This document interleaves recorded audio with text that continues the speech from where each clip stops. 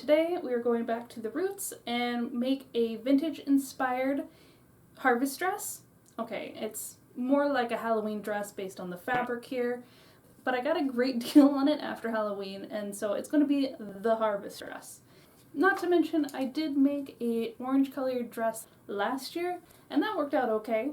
I'm just not in love with it. I think I don't care for the color. It just doesn't thrill me. It doesn't spark joy. There might be a reason why I don't have any orange in my wardrobe.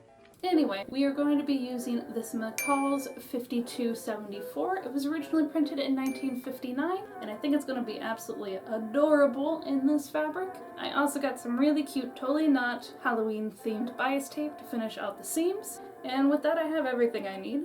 So let us begin. I made a mock-up off camera with my adjusted measurements, as this pattern is at least 2 sizes too small. I think I got it close to spot on. I just need to let out the sides a smidge and lengthen the back by about 5/8 of an inch. This isn't my first time attempting to make this dress actually. I'm getting better, but patience and pattern grading are not my strongest suit, and I've tried to make this dress without mock-ups or grading appropriately, causing me to either scrap the whole thing or salvage the skirt. My favorite blue linen skirt is actually a failed attempt at this dress, so it wasn't all bad. For most of the seams, I bound the edge in festive bias tape, but some areas that I didn't want the extra bulk, like the chest band, I folded the raw edges and stitched them. I did the same on the top end too, where I then folded it down wrong sides together and tacked it with a stitch and a ditch.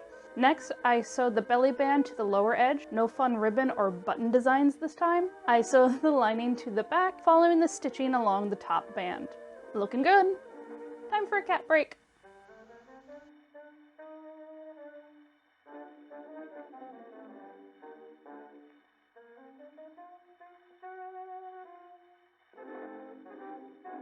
Next, I fold and sew the fake belt straps. After I pull the fabric out and poke the corners with a pointy tool, long tweezers in this case.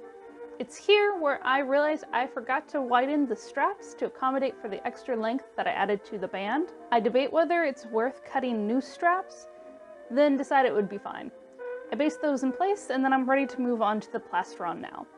I stay stitch around the collar, which is a step I don't normally do, but I have to stay stitch around the armpits, so I figured I'd go the whole 9 yards. I place the plastron lining to the right side and stitch along the edge, trying to go as smoothly as possible to avoid sharp lines along the curve. Afterwards, I clip the curve so it lays flat when I turn it inside out.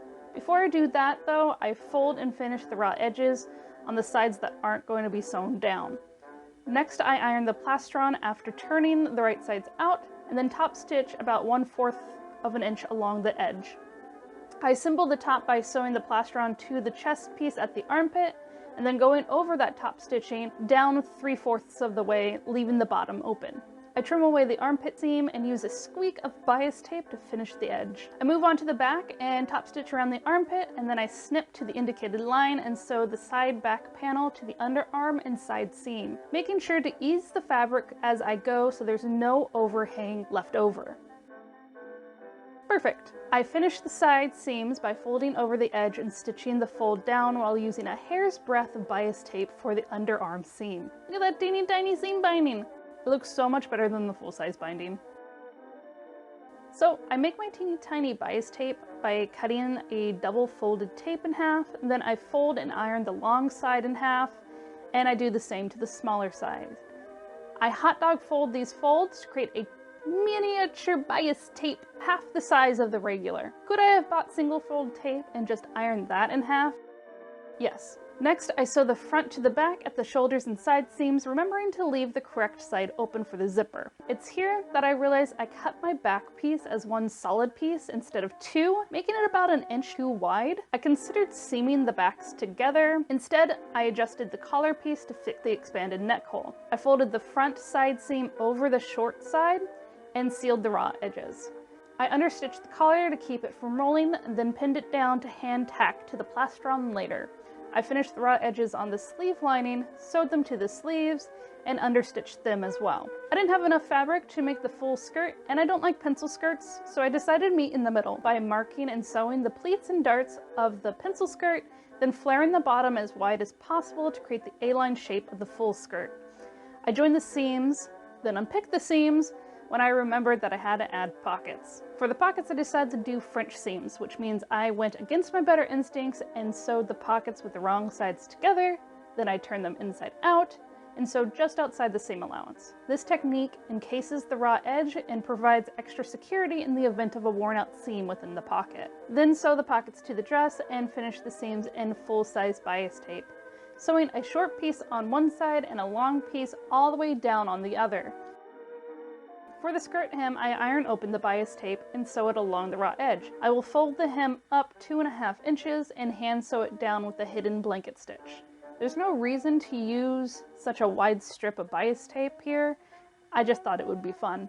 While pinning the skirt to the bodice, I noticed the backside is too wide. This is probably due to the fact I didn't measure the width when I cut the skirt out. I fixed this by gathering a thumb's worth of fabric, about 2 fingers of whiskey away from the last dart. With this precise sort of measuring done on both sides, I have a skirt that is now the same length as the bodice. After merging the top and bottom, I trimmed the excess seam allowance, then used an annoyingly thin strip of twill tape to bind the waist seam. After this, it's all the finishing details in the zipper that I forgot to film, so on to the reveal.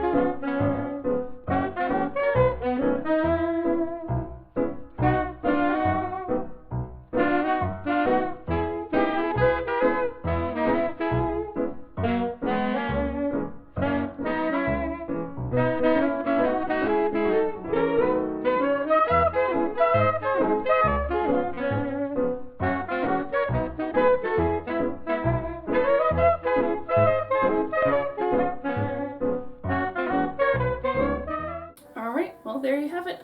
I love this dress. I think it came out so good, particularly considering that the last couple of times I've tried to make this dress, I've either scrapped the entire thing or just salvaged the skirt. So I'm happy to just have something wearable, and I feel like this is a real showcase of how much I've improved over the years. The fact that I can make this dress, which has been my nemesis, if a pattern can be a nemesis. So I'm really liking how it came out. I do love this fabric. It's very witch vibes in my opinion, which I can get down with. And my only regret is not making it last month in October so I could wear it more during that month, but it is the way it is. As far as things I would do differently next time, I would say maybe doing a serge on the seams, up on the top part at least, as opposed to doing bound seams. Because even though I used a tiny little bias tape, it still is kind of chunky up here. But other than that, I don't really have any complaints. I like how it came out, and I will definitely save my adjusted pattern to make more, hopefully, in the future. And well, that's all I have today. If you like this video, please give me a like, consider subscribing. I do try to release a video every other Sunday. And until then, have a good day. Bye.